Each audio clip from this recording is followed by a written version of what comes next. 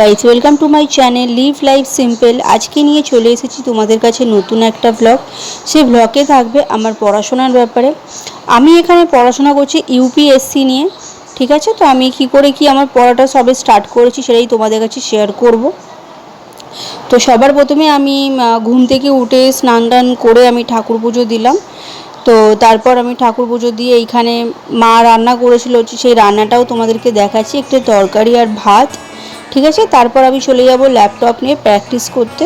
তো আমি বলতে গেলে এইখানে ইউপিএসসির ব্যাপারে দেখো সমস্ত কিছুই লাগে, ঠিক আছে।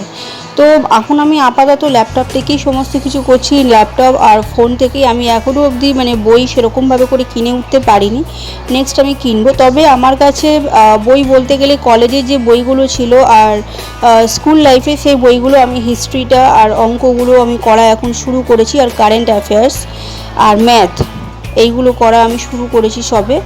আর ডেলি আমি করার চেষ্টা করছি। তো এটা বলতে গেলে এটা বেসিক। তো এটা প্র্যাকটিস করে নেওয়ার পর আমি প্র্যাকটিস করব ট্যালি।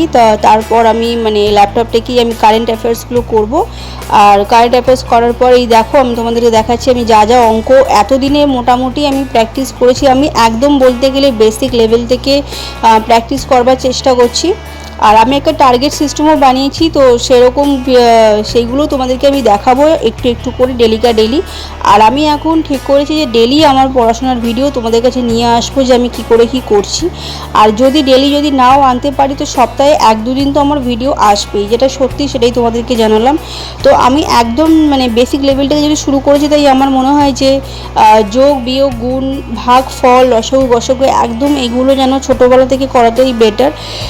আর এটা আমার বলে মনে হয়েছে, কারণ আমি একটুখানি ম্যাথে একটু উইক আছি, তো সেই দিক থেকেই। তো এবার আমি করবো হচ্ছে হিস্ট্রি।